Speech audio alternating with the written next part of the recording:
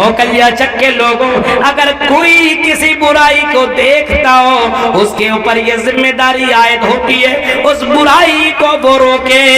ہاتھ سے اگر روکنے کی طاقت ہو تو ہاتھ سے روکے، اور اگر ہاتھ سے روکنے کی طاقت نہیں ہے تو اگر زبان سے بول سکتا ہے تو زبان سے بول کر کے روکے، اور زبان سے بول کر کے روکنے میں اگر کہیں پریشانی ہو، اگر جھگڑے ہو سکتے ہیں تو دل سے اس کو برا جانو، اپنے سماج سے برائیوں کو ختم کرنے والا بنو۔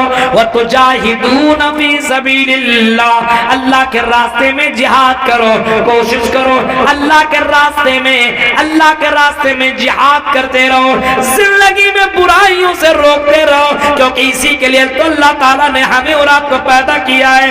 كُنتُمْ خَيْرَ أُمَّةٍ أُخْرِجَتْ لِلنَّاسِ تَأْمُرُونَ بِالْمَعْرُوفِ وَتَنْهَوْنَ عَنِ الْمُنكَرِ وَتُؤْمِنُونَ بِاللَّهِ، ہمیں اور آپ کو دنیا میں اسی وجہ سے بھیجا کہ ہم اور آپ برائیوں سے لوگوں کو منع کرتے رہیں اور بھلائیوں کی طرف دعوت دیتے رہیں۔ ہم بھی بھلائیوں کی طرف دعوت دیں، آپ بھی برائیوں کی طرف دعوت دیں۔ آج ہمارا لڑکا، ہمارا مسلمان لڑکا ایسا بنے، بھلائیوں کی طرف دعوت دینے والا بنے، دائی بنو، دنیا میں دعوت دینے والا بنو، قال اللہ اور قال الرسول کی صدائیں بلند کرنے والا بنو۔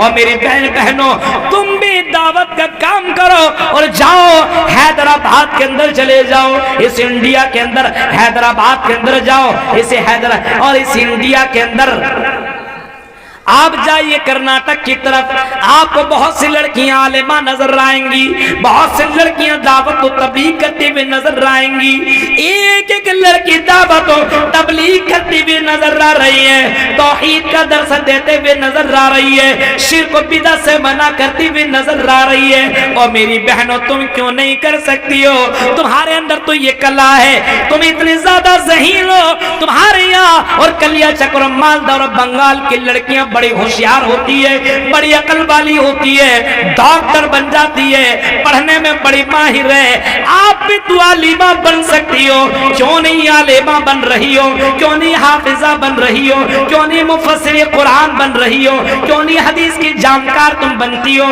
اور کیوں نہیں دعوت کا کام کر سکتی ہو؟ کر سکتی ہو۔ وَتُجَاهِدُونَ فِي سَبِيلِ اللَّهِ، تم اللہ کے راستے میں جہاد کرو، اپنے گھر میں کم سے کم اتنا تو کر سکتے ہو، اپنے شوہر کو سمجھا سکتے ہو، اپنے بھائی کو سمجھا سکتی ہو، اپنے بیٹوں کو سمجھا سکتی ہو، اپنے باپ کو سمجھا سکتی ہو، اتنا تو کلا تیری اندر ہے۔ جب ایک عورت فرعون جیسے ظالم بادشاہ کی ہاتھ کو روک سکتی ہے، آسیہ نے فرعون جیسے بادشاہ کو غلط کام سے روک دیا۔ عورتوں کی آواز میں بڑا پاور ہے، عورتوں کی آواز کے اندر بڑی کشش اللہ تعالیٰ نے رکھی ہے۔ ایک عورت چاہے تو اپنے سماج کو زندہ کر سکتی ہے، اور ایک عورت چاہے تو اپنے سماج کو مردہ بھی کر سکتی ہے۔ آئی میری بہنوں، اپنی پاور کے استعمال کر اور توحید اپنے یہاں قائم دائم کر، اور شرک کو مٹا، اپنے یہاں قال اللہ اور قال الرسول کی صدائیں بلند کرنے والا بنا دے۔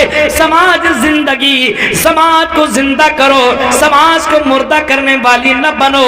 ہاں، اللہ کے نبی نے عورتوں کے بارے میں اتنا فرمایا ہے، اس عورت کے اوپر اللہ تعالیٰ رحم کرتا ہے، رحمت نازل کرتا ہے، برکت نازل کرتا ہے۔ جو عورت رات کی تاریکی میں اٹھ کر کے تہجد کے نماز کے لیے وضو بنائے اور اپنے شوہر کو بھی اٹھائے، اپنے بھائی کو بھی اٹھائے، اپنے باپ کو بھی اٹھائے، اپنے بیٹوں کو بھی اٹھائے، اپنے گھر والوں کو اٹھائے، اٹھو، رات کی نماز اللہ کو بڑی پسند ہے۔ اپنے شوہر کو جگائے، نہ جاگے تو پانی مار مار کر کے جگائے، پیار سے جگائے اور اپنے شوہر کو نمازی بنائے۔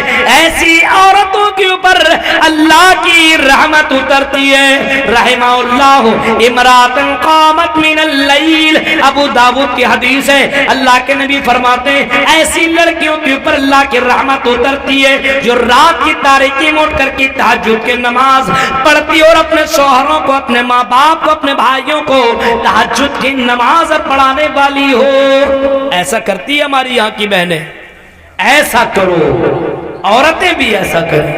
جہاد آپ کو اپنے گھر میں کرنا پڑے گا. ہر کوئی اپنے اپنے گھر میں جہاد کر لے.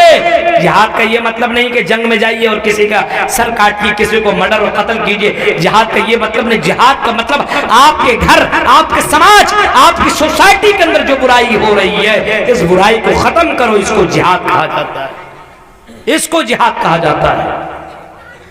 کتنے برائیوں کو آپ ختم کر رہے ہیں؟ صرف مولوی برائی کو ختم کرے؟ ہر کوئی ذمہ دار ہے. ہر کسی کو دائی ہونا چاہیے. ہر کسی کو دعوت و تبلیغ والا ہونا چاہیے. میرے بھائیوں, جب کیرلا کے اندر میں گیا تو یونیورسٹیوں میں پڑھنے والا, کالجوں میں پڑھنے والا اللہ کی قسم جمعہ کا خطبہ دیتا ہے. کالج میں پڑھنے والا لڑکا جمعہ کا خطبہ دیتا ہے. سوچ سکتے ہیں میرے بھائیوں قرآن و حدیث کا کتنا جانکار ہے. کالج میں پڑھتا ہے لیکن جمعہ کا خطبہ بھی دیتا ہے. آج کالج میں پڑھنے والا لڑکا سورہ فاتحہ کا ترجمہ نہیں کر سکتا. آج یہ حال ہے ہمارے سماج کے نوجوانوں کا, لڑکوں کا, لڑکیوں کا. میرے بھائیوں, میں یہ نہیں کہوں گا کہ کالج میں مت پڑھو, پڑھو, لیکن میں اتنا ضرور کہوں گا کہ اسلام سے جڑے رہو, اسلام سے دور مت ہو. اور اپنے گاؤں, اپنے سماج, اپنے گھر کے اندر جو برائی ہے, یہ مرد بھی اس برائی کو ختم کرے اور عورتیں بھی اس برائی کو ختم کرے. وَتُجَاهِدُونَ فِي سَبِيلِ اللَّهِ, اپنے جہاد کرو اپنے نفس سے, اپنے گھر والوں کے اندر جہاد کرو. اب جہاد دیکھیے, اور جنت کے لیے ایک حدیث وہ بھی سن لیجئے. حفت الجنت بالمکاری وحفت النار بالشہوات. جنت کو ناپسندیدہ چیزوں سے گھیر دیا گیا ہے.